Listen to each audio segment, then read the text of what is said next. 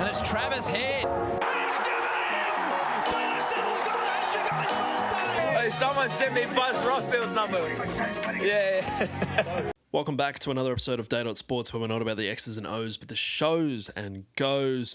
Got a few things to get through today. It has been honestly somewhat of a quiet sporting week. A lot of stuff that's been, I suppose, recycled from last week, but we'll try to put a little bit of spin on it and see what we can do. Want to be talking about Mark Nawaqanitawase going over to Japanese Rugby, the continuation of the Zac Lomax stuff, Nas with his brutal knockout, the Bears bringing out their new logo, and a little bit of Big Bash cricket stuff. So there's a little bit of everything. Of course, there'll be timestamp, jump ahead to whatever you do like. But before we jump into it all, make sure you do hit that Jake Voyage thumbs up button on the video. Goes out a long way to help the channel. Go suss at all social medias. Appreciate all that. Comment, subscribe, all that sort of jazz. But without further ado, we will jump into what we're talking about this week. So news broke last night that Mark Nawaqanitawase, Mark, try scorer, high flyer, Australian player, Roosters cash money player, is going to be going over to Japanese Rugby in 2027. He's going to be getting that fat stack in yen, yo. Good on him, honestly. He's 25, I think turning 26 this year, so might as well go set himself up. He's basically talked about for a while that his ultimate goal is to go play for the Wallabies for Australia in the 2027 World Cup, so this pretty much makes him eligible for that. So yeah, cannot complain. He's going to be on massive coin. I think it was like about $1 million a year, which is going to be well and truly over what he's going to be getting here, unless he goes off to maybe some... there's no way in NRL he'd be getting paid $1 million a year. I don't know what that turns out into be in yen. It'd be a lot, basically. As a Roosters fan, I feel like you'd be pretty cut about this. I feel like I'm pretty cut about this. I feel like we've only just gotten to experience what a life is like with Marky Mark around in the NRL playing rugby league. He has been exceptional. Like, yes, he has had some moments, I suppose, but he's had a lot more amazing ones, just highlight reel after highlight reel. The bloke's gone from pretty much starting out in his second year, or barely even a year and a bit of playing NRL, Rugby League, going off to play for Kevy in the bloody Ashes tour and coming home with the goods with that. It's pretty incredible, really. So the dude is an absolute super athlete freak, and that's put it in a nice way. Like, he's literally Quadzilla if you've seen his legs and the way he's built. Like, you're like, yeah, you'd probably be good at any sport you decided to put your mind to. So I can't blame the fella. He might be going over there to some Osaka team, some Tokyo team, something like that, kicking up, couple of Asahis, a few onsens here and there, little trip to Fuji. Like, I feel like the lifestyle over in Japan would be pretty cruisy. Like, I've been there a handful of times. I really enjoy it. I know... Well, supposedly, being there as a foreigner is a bit of a different experience, but I suppose in a sporting environment, you'd be surrounded by people. At least you'd hope you're not so much isolated. So I feel like it'd be a good time. And there's been plenty of players, either rugby league or I suppose Australian rugby players that have been over there. You know, a notable one at the moment, Quade Cooper, I think spent the last X amount of years over there. It looks pretty cruisy. I think he's based out of Osaka. You've had Valence Tafare, old Val Meninga. He's been over there, I think, the last season or two after the Dolphins let him go. It looks like it'd be pretty cool. Big coin apparently, and I think Marky Mark is just going to be a highlight reel over there. It really goes to show, I think, where Rugby Australia, and I'm going to put my hand up and I go, I know fucking nothing about rugby. Don't follow it, don't really care for it. The only reason I'm talking about it right now is because Marky Mark's involved in it. But the fact that an Australian team can't land him coming into the World Cup, it's not looking good, bruv, is pretty much how I'd say that. And obviously money is a part of that. I'm assuming they can't offer the same coin. But I suppose he can just go over to Japan and do whatever, because Rugby Australia are going to be on their hands and knees begging for him to come back. He'll walk straight into the Wallabies team, or at least I'm assuming he's going to be, for the 2027 World Cup. They're going to be like, oh, Marky Mark, please come back. We'll do anything for you. And then the Roosters, apparently they're open to the option, once he's done his 2 years over in Japan, for him to come back into the NRL. Now, I'm not sure, money-wise, he might be able to get a bit more from there, because what is he? Be turning 26, so it'd be about 28, 29 if he was going to return to rugby league. Whether or not, he's wanting to continue playing, who knows? He might have made fat stacks and just goes, yeah, nah, I'm sweet. But then you've got the likes of France that might be chasing him down. They'll be throwing big euro at him. and Japan might even keep him as well. So who knows? It'd be really, really great if he does come back to rugby league after he goes off and does whatever. Go win a World Cup, son. Do what you need to do for the country, and come back to us in rugby league land, because at that age he'd still very much be in his prime, pending injuries or anything. And touch wood, obviously you don't want anything like that to happen. But yeah, good on you, Marky Mark. Get that bag. The Zac Lomax situation, saga, transfers, rumours, news, everything to do with that just keeps unfolding. Hopefully I'm up to date with it by the time this is getting recorded on Tuesday the 20th in the afternoon, so hopefully I'm up to date. You never know, they might have announced a signing by the time I finish recording this and put it out tomorrow morning on Wednesday. But at this stage, it's all over the place. No one really knows what the hell's going on. I think everyone at this point just really wants it to be over and done with. Similar to things like Galvin and whatever that happened throughout the year, people just get sick of talking about it. At this stage, well, the way pretty much, let's just recap the last week, I suppose, with it. So a little bit of back and forth. It looks like Eels pretty much put their hand up and said, okay, well, we want something for this. If we're going to let Zac Lomax go to you, we want some gun players. We would like a couple players, and they put forward apparently 3 names. Don't quote me on it. Again, allegedly all this for the Eels, what they would want to do. But Jackie Howarth, Stefano, or Xavier Coates apparently was on their little wish list of players. And Melbourne Storms looked at that and went, yeah, nah, get fucked. You're not having any of those guys, actually. They don't want to let anyone go, which is a bit rich. They're trying to get Zachy Lomax without doing too much. And then on top of that, they've gone, yeah, actually, you reckon we could get him for 200 grand, actually? That'd be great. Nice little transfer fee, as they're calling it. And, of course, the Eels have turned around and said, yeah, nah, get fucked again, because they're not really getting too much out of that. It doesn't go towards the cap. They can't really pick up anybody unless they got some unknown gun somewhere for 200K. Very unlikely that's going to be happening. So it seems like it's a little bit of a stalemate at this point. Just a bit of a shit show.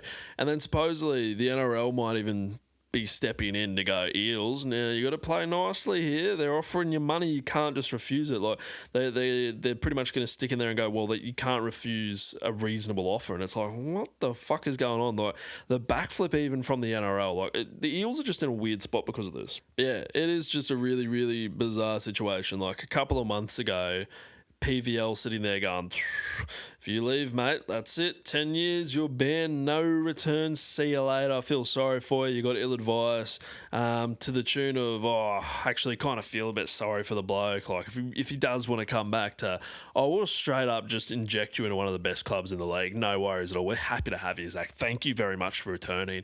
Is pretty much what's happened with PVL or the Rugby League and the NRL at this stage. It's like, what in the world's going on? Yeah, I feel for the Storm players that could be getting tied up in all this as well. Like imagine being at a club, you're happy there, you're performing well, and then all of a sudden fucking rumours or news starts flying around that you might be getting transferred to the Eels. Yeah, you'd be pretty upset about that, I feel. Like imagine Xavier Coates, you're there, you're cruising along doing your thing, flying high, and then just off to the Eels, bro, off to Parramatta. Yeah, that'd be pretty rough. And yeah, Zac Lomax is going to take a spot. Sorry about it. And we had a bit of NRL punch-ons the other night, and big Nas, big old Nelly from Welly for Jeremy Latimore. Can't say I've followed this fight heavily. I'm not really into the boxing, more the MMA side or kickboxing side of things, but going into this, you knew you're going to see a murder, pretty much. Without a doubt in my mind, I don't know why I didn't bet on this to be a first-round KO, because it was so obvious. I think Jeremy might be a bit long in the tooth, and I'm just going to, before I say anything else, both of these dudes could fold me like a camp chair, and I think Nas could eat me if he felt like it. So don't take it the wrong way, fellas, if you ever do see this. But yeah, and particularly when you saw Jeremy warming up, again, I'm no pro boxer, but you see him moving around, you're like, oh, it's not looking great. And obviously Nas, he's fought before, obviously trained a bit of boxing, has a bit of an interest in it, which seems to go a big difference, bit bigger, bit more athletic. It was just never going to go well. And then it gets going in the first round. Oh, Nas hits him with the hyper mana uppercut, just absolutely chins him. Actually, it wasn't even that flush of a hit, I don't think. It was more of a grazing shot, but fucking Nas would be able to flick you and you'd go through a wall. So that was pretty brutal.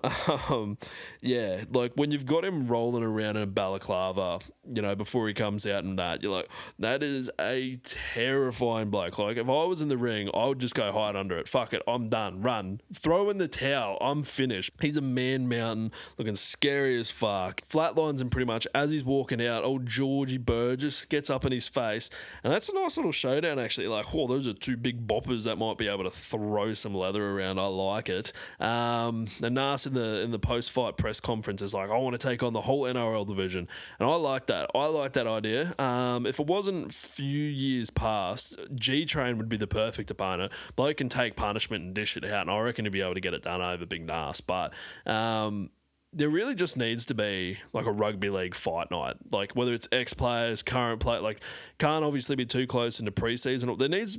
There's a time in space where this is possibility, but I'd love it. Top from bottom card, just rugby league players that want to punch on. That would be exceptional. So yeah, make it happen. There's definitely a market for it. And there's plenty of sports content creators that could get around as commentators, interview people, make all the content. Make it happen, rugby league. Fuck it. PVL. Get that shit going because it would actually go off. Perth Bears, they're making moves over there in WA. More signings. They've had a little bit of merch drop, but the big reveal last week, they finally dropped their official logo. So that was always going to be a big one, considering the way logos have been going recently. Your Brisbane Broncos, your Bulldogs. I personally think this one's probably the best out of the lot of them. I do really like the design of it. People are just always going to be unhappy though. There's always, oh, it looks like it's made on AI, or it's fucking, oh, shut up. Like, people just want to fucking complain for the sake of complaining. Like, I think it's a good logo. Incorporating the WA coastline into its ear or whatever the bloody hell's going on. Nice little touch there. I liked it. So yeah, shout out to the designer. I don't know the name off the top of your head, but Retro and a heap of other people have put up videos. I think even the Perth Bears put it up on their official Instagram account. Which is really great to see. But as much as I love it, can't wait to see the jersey. Obviously, it's going to be a little bit more of a slow burn. I reckon we might get that probably like mid-year or something. But I honestly think they nailed it. If I had to make any changes, any suggestions, if you want to take some notes about it, it would be bring back the evil, red-eyed, manky-looking fucking bear that they used to have way back in the day. That thing looked so gnarly. Like, it looked evil as. If I was lining up against a team and that's their logo, I'd be like, fuck. Because yeah, I think that one, I don't know if it's just me, but I feel like that logo is probably one of the best NRL logos that we've got. Like, I think, and this is not even biased at all, swear, but the old OG Broncos logo, I think that's one of the best ones going out there. That Bears with the red eye is exceptional. OG Canberra Raiders, I'd say, is probably up there when it comes to logos. But yeah, it looks great. So I think they've done a really a good job there. I like that they've got a lot of content creators involved and really getting on board with that. And last but not least, this is a little bit of cricket chat. So if you're not into cricket, well, you can always move on. But I've watched basically no BBL this year. Just haven't had the time for it, / I've just been indulging in test cricket and just kind of all cricketed out, and the last thing I need to watch is a bit of BBL. There's also just not as much for me to talk about. I talked about it a bit last year, but kind of avoided it. But basically, a twitching Steve Smith and the Sixers knocked out the Brisbane Heat the other day, which is a little bit unfortunate. Again, haven't watched much. The one time I bloody tune in, we get dusted and knocked out of the comp. So that was a little bit unfortunate. I was starting to feel like maybe I just shouldn't watch them, because I think it was a couple of years ago I had a season pass and we lost every single game that we went to. So that was pretty brutal. I think that's the first one that the Heat has lost at the Gabba as well. So pretty unfortunate there. But yeah, Smudge was just in all-time form. He's been on an absolute run. I'm really surprised that he didn't get listed in the T20 team, but just one of those things. But from the other week, hitting the most amount of runs in an over ever, just blasting people left, right, and centre. To going out, he was throwing himself all over the place. He was switch hitting, ramp shotting, like he was doing it all. Twitching like you would not believe. I swear Steve Smith is getting more and more like edgy as he's getting older.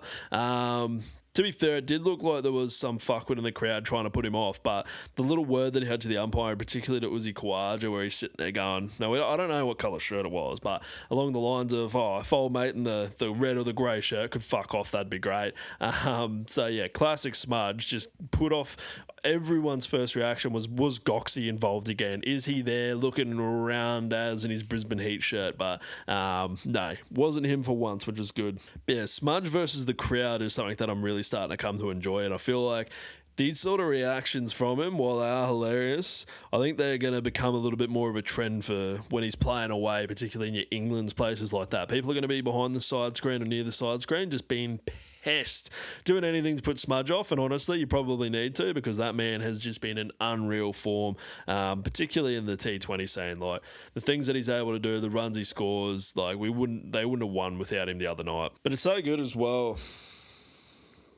It's so good as well seeing the test players back in there, like seeing Starkey go up against your Marnus, your Khawaja, your Nisa, like all those guys. Like, it is just great watch. It makes the competition so much better.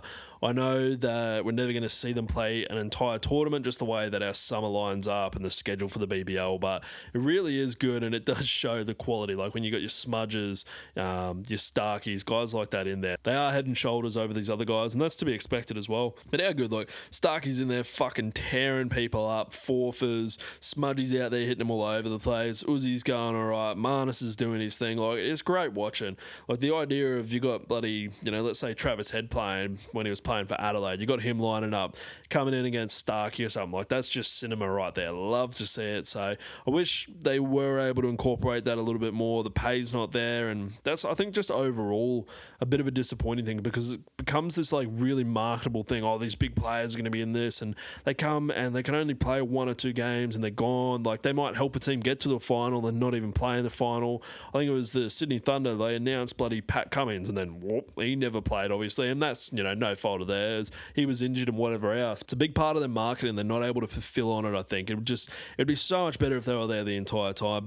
And that doesn't even just go for our test players. Like, there's other international players that come across. They'll be here for even the majority of the tournament, but not there for the finals. And it's just not the same thing. But is what it is. But that's pretty much everything for today.